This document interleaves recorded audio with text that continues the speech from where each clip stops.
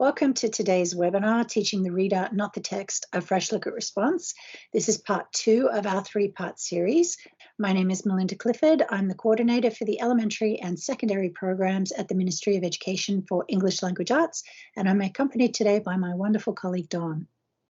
I'm Dawn Uniat. I'm a teacher from the Sir Wilfrid Laurier School Board, currently on a loan of service working with Melinda on the ELA team. So today's session looks at assessing and developing reader response in the elementary and secondary classroom. In this section of the workshop, we're going to explore the Reader Response Learning Continuum. We'll see how it can help us see where our students are developmentally in their response to texts and how it can foster ideas for learning and serve as a tool for planning. So we begin by shifting our understanding of reader response. If you've ever been a part of the grade 6 or secondary 5 marking centres, then I'm sure you've all seen all sorts of responses. Many of them tend to remain at a literal level. Some of the connections can seem trite and forced, and sometimes the discussion of codes and conventions seems to come out of nowhere.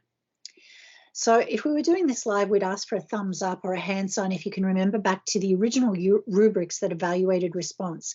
And they were set out in terms of meaning, connection, codes and conventions, and judgment. And this is essentially what we still want to see in our students' responses, but it started to become a formula for written response. And we began to see a lot of 4-paragraph responses in chunks that pushed more for a focus on the product of the response, as opposed to a meaning-focused exploration of the text. So that was one way that we used to do response. And now we want to move response in a different direction. Kathy Kanzani. I work for Eastern Township School Board. I teach at Sutton Elementary School, and I teach grade 5 and 6. Everyone's agreeing with me. You all agree with each other? Okay. Okay. Maybe, do you think maybe you're here now? Do you know what it means to synthesize the conversation? Sort of. Kind of agree on the idea. Many years ago, when I first started teaching response, I remember we used the formula, and I'm sure most of you remember using the formula. We actually had a little stool, and we had the author's message and the connections and judgments, and what we would get were pieces of writing that were like a botched cake because the kids' voices were getting lost. And after using it for several years and finally understanding response and knowing that it was to get kids to think critically, I realized there had to be more. You know what? Look, it's like he always wants to fly, but his house is so high up that it's into the clouds. Really, our goal is to get kids to question. We want them to question. We want them to think critically. We want them to wonder and not to fear that they're getting it wrong. So what were your thoughts now that you know the story? One of the things I've learned to do is to ask kids questions. And a really good starting point is simply, what do you notice? So if we took a picture like this one, we started very simply with, what do you notice? And they might say things like, well, there's lots of blue, and there's a dad, and there's a little boy, and he's flying, and they might just notice really obvious things. And maybe 10 years ago, that would have been fine for me, and that's where it would have ended. But then we started to get them thinking, okay, so you notice this, but what do you think it might mean? Look at the birds. They're like fists going like that, like the wings. Because when an author writes and when an illustrator does an illustration, they're doing it with an intent and with a purpose. So now the conversation might look like this. Well, I noticed there's a lot of blue. Well, what do you think that might mean?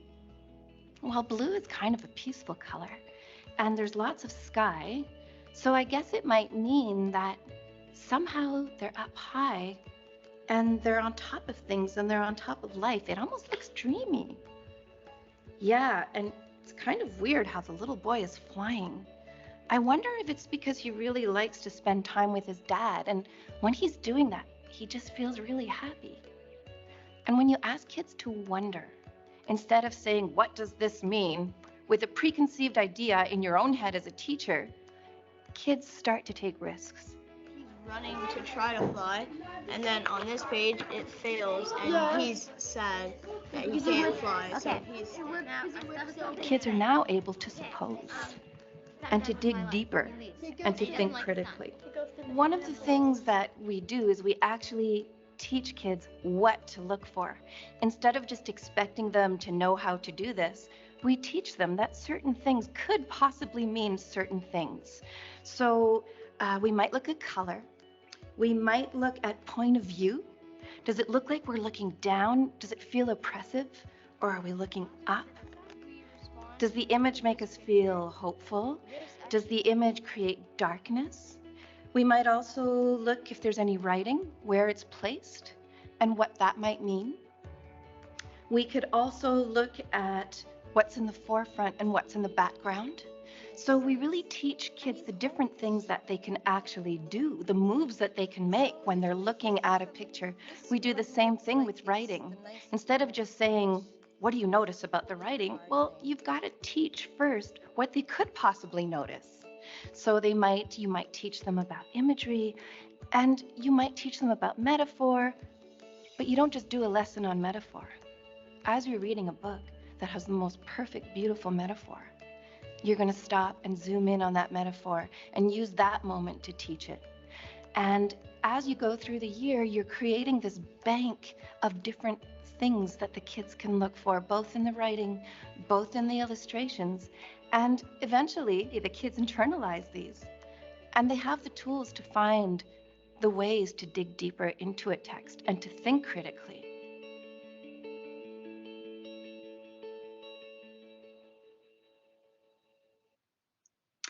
So we've moved on from something that was formulaic and rigid to something that requires a focus on details and patterns and meaningful engagement with the text. We've moved on from a personal response to something that's supported by talk and is more socially constructed. We know that response doesn't always have to be written, but can be manifested multiple ways. We saw Kathy Kanzani walking from group to group and making notes on what she heard them discussing. You may have noticed the flip chart with observable behaviors. We understand that response is not always served to us like a box full of meaning wrapped in a bow, but is a process that can change and evolve over time and through discussion. And finally, response must be more than preparing for a summative evaluation. It should be done often and as part of ongoing formative assessment. And it's this idea of formative assessment that's so important. The rubrics for the summative exams have changed. The 4 categories are no longer there, but we are still trying to elicit essentially the same information when we ask students to engage in reader response. We want them to be able to link together the clues in the text and to make meaning and figure out the big ideas. We want them to engage with the text and make meaningful connections. We want them to be able to recognize and analyze the author's craft.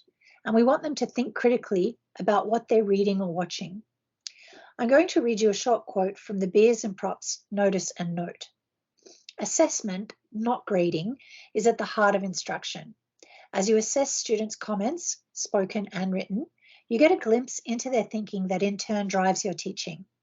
We think listening to students, thinking carefully about their comments, and then evaluating what those comments tell us about what a student does and doesn't understand is one of the hardest and simultaneously most exciting parts of teaching. And it's this part of assessment that isn't easy. So how can I assess how well my students are engaging with the text, how well they're making meaning, and how adeptly they can dig for deeper meaning? How do I plan my teaching to help them move forward? And how can I anticipate the outcomes of my own pedagogical interventions and move my students' learning and my teaching forward in a logical manner? Well, to answer those questions, I'm going to hand it over to my colleague, Dawn. Thanks, Melinda. We're going to look at the Reader Response Learning Continuum on Literacy today to help us address those questions that Melinda just presented. But since we're talking about a continuum, before we go to the site, I'd like to show you a video that helps to explain the difference between a continuum and a rubric. How is a continuum different from a rubric? A continuum is a tool for planning teaching. A rubric is a tool for evaluating student performance. A continuum describes a developmental progression. A rubric describes levels of achievement. A continuum informs teachers about what they can expect regarding student development. A rubric is used to identify evaluation criteria. A continuum is used to plan teaching. A rubric is used to evaluate student performance on a complex task. A continuum is not tied to grade or cycle level expectations. A rubric is tied to criteria specific to a grade level or cycle. A continuum is used to inform subsequent teaching. A rubric can be used to inform subsequent teaching. To summarize, a continuum describes developmental progression, is used to plan and inform teaching, is not tied to grade or cycle level expectations. So now we're going to go live to the Literacy Today site so we can look at the Reader Response Learning Continuum. On the website, you'll see an explanation of what the Reader Response Learning Continuum is. And let's just go live to the site now. All right, so here we are on the Literacy Today website in the section on Reader Response, the Reader Response Learning Continuum. And you'll see an explanation here of what the Reader Response Learning Continuum is. So it reflects a developmental view of reader response from elementary school through secondary school and beyond. It describes a reader's progression in reader response over time. And it's important to note that a reader might be at different places on the continuum at one time, depending on the complexity of the text being read and the kind of support being offered. So a student could be at a lower level when they're reading a very challenging text, and at a higher level when reading something that they can easily understand. And a student reading independently might not be at the same place as they would be with that same text when reading and discussing with peers in a literature circle. And lastly, the response continuum was designed to help teachers observe students' reading behaviors in order to choose texts and teaching strategies that are aligned with learning needs. So let's take a look at the continuum. We'll just scroll down the page, and here we have a link. Will take us right there to that document. So here we have the continuum. If we read across the top, you'll see 4 sections, big ideas. You'll notice this is plural because there could be many big ideas, and this could also include themes and messages. And if you remember the video about reader response theory from part 1 in this webinar series, readers bring different perspectives and experiences to a text, so we might have many different interpretations of one text. There's not usually one correct answer when we're talking about big ideas. Then we have connections. These might be personal connections, connections to other texts or within a text, and then we also have bigger global connections. As we saw in part 1, the connections we make as we read are a really important part of the way a reader makes meaning. Crafting choices involve how an author makes deliberate decisions about how a text is constructed. And examining these crafting choices also helps us to interpret texts. Think back to the structure of the poem we read in part 1. Remember how it was put together almost like dueling perspectives? With critical reading, we're thinking about perspective and why a text was written, what was the author's purpose, whose voices are heard, whose voices are not heard, and we're looking at what values or beliefs are being presented, considering bias and stereotypes. All of that comes under critical reading. So you'll see the continuum is divided into these 4 sections to make it more manageable. But remember what Melinda explained earlier and what we saw in the video with Kathy Kanzani. Ideally, we're looking for students to interpret and respond to texts in a holistic and meaningful way and not produce a response that is compartmentalized like a 4-paragraph summary. So we read the continuum from bottom to top. So now we'll scroll down. Something to note, it's possible that students are not yet at the beginning level. They could be before beginning, and that means they're still working towards what is described at the beginning level. So let's go through, and in order to illustrate, let's look at the second column, which is the connections section, and look at the descriptors from beginning to extending. So at the beginning level, students use prior knowledge and experience to connect with the text in ways that may help with understanding. As readers, we make connections for a reason, and that's to help us make meaning. Meaningful connections are not just random. A student might say, this is a story about a dog, and I have a dog. But how does that support the reader's understanding? We'd want to encourage our students to think about how having a dog helps them to better understand the text. At the developing level, students make connections that contribute to their understanding of what happened and why in order to support the identification of topics or big ideas.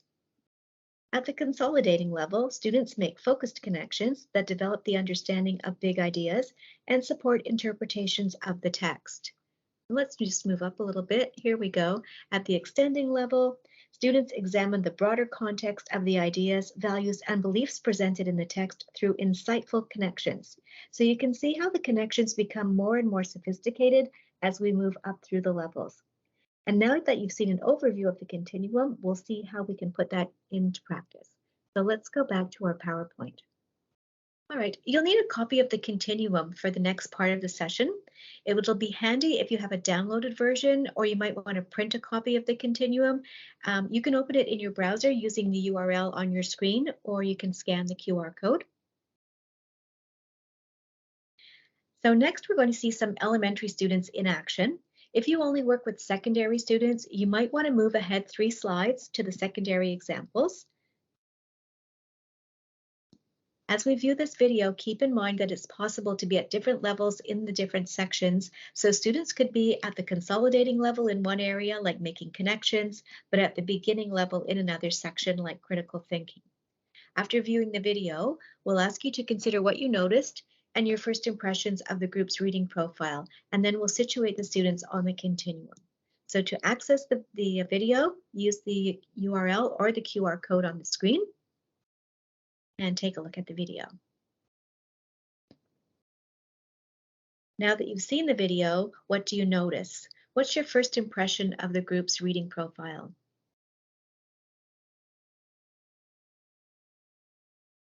Now that you've had a chance to think about it a little bit, we're going to ask you to view the video again, and this time make notes with a focus on the strands of the reader response learning continuum, the big ideas, the connections, the crafting choices, and critical reading.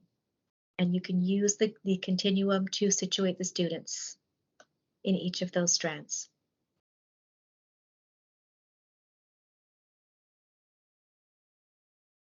All right, so we just saw some students discuss the novel Bud Not Buddy. And what did you notice? I'm going to tell you what we were thinking about these students and where we would situate them on the continuum and why. So we'll start with connections. The students talk about what it's like to be a 6-year-old. They make comparisons to another text they read, Tiger Rising, and they find connections within the text they're reading, trying to put details or clues together and draw conclusions about the meaning. So we were thinking at the consolidating level because they made focused connections that developed understanding and supported their interpretations. For crafting choices, we also think they're at the consolidating level. In particular, the girl in blue, talking about the metaphor of the mental suitcase. This leads to the discussion of many big ideas: survival, trust and honesty, identity.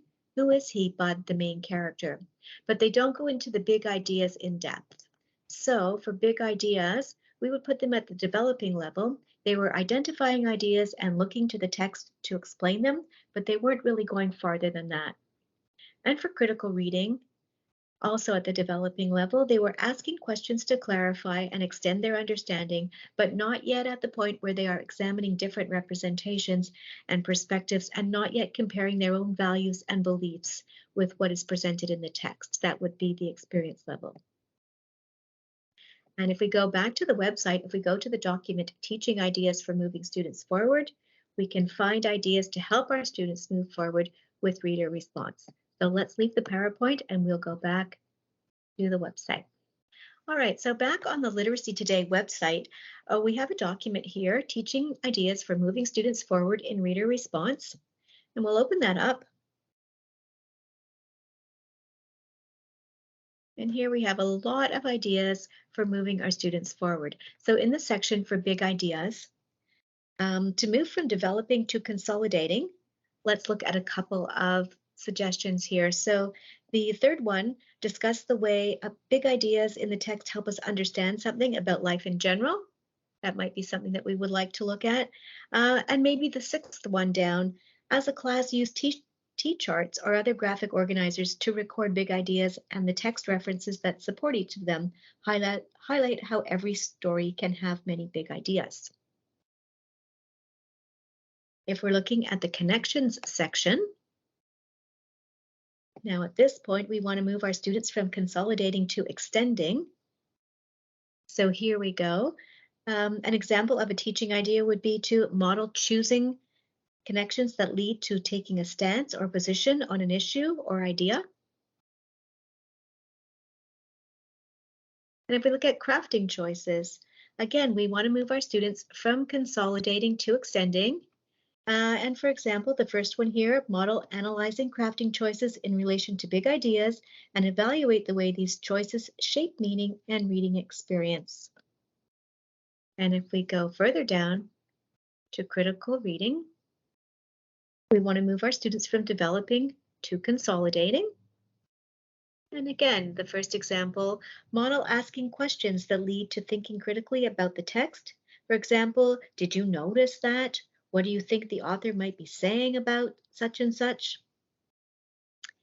So you can see there are many, many ideas here for moving our students forward.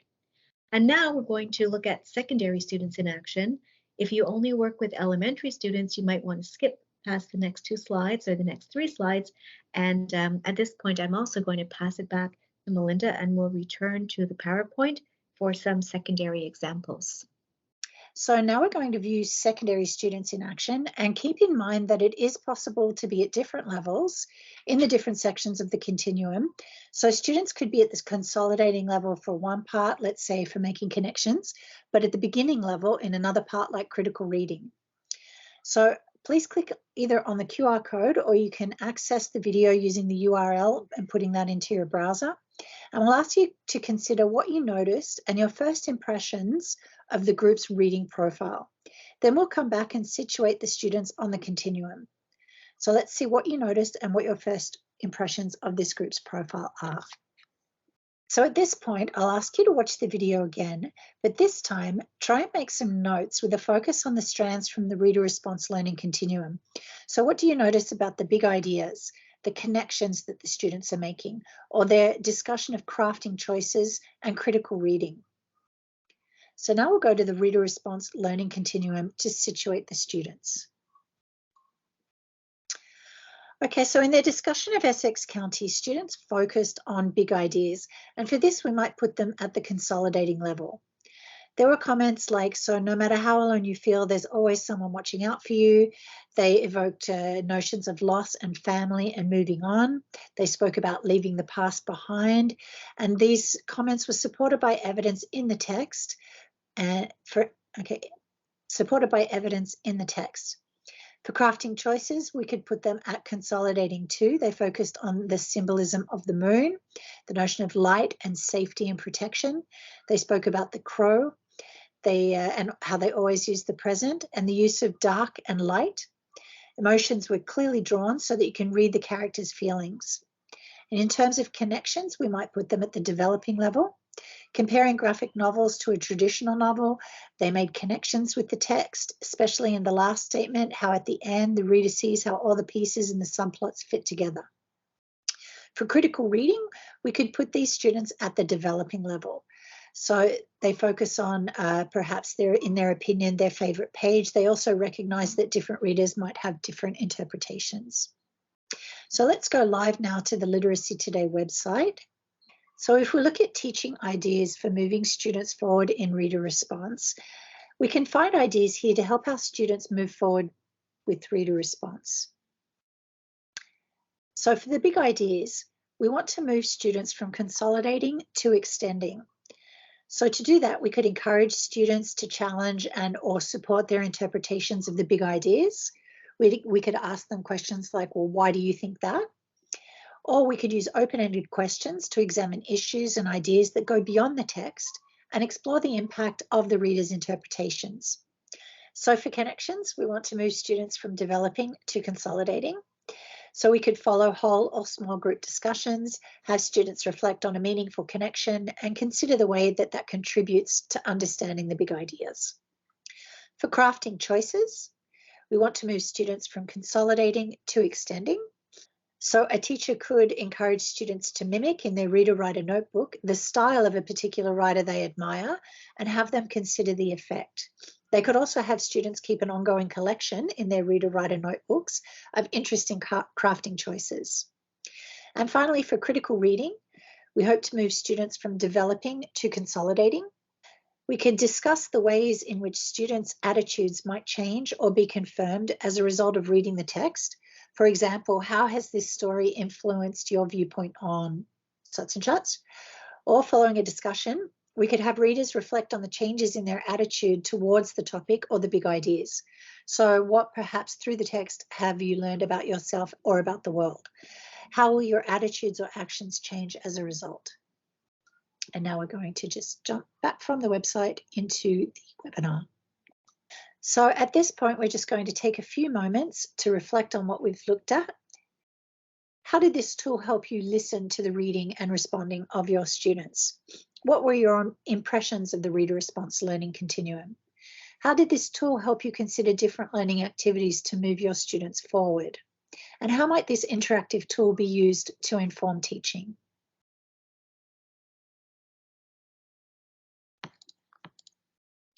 We've been talking a lot about the Literacy Today website, but we also have a Facebook group with the same name.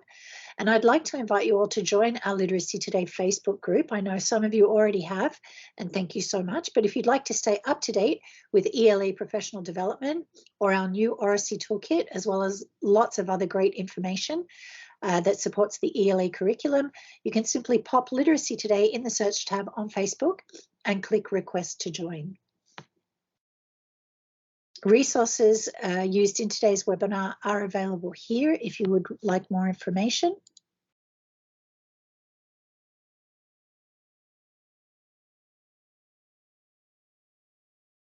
And finally, if you have any questions or if you'd like any more information, please don't hesitate to contact us at admin@literacytoday.ca. And thank you so much for joining us.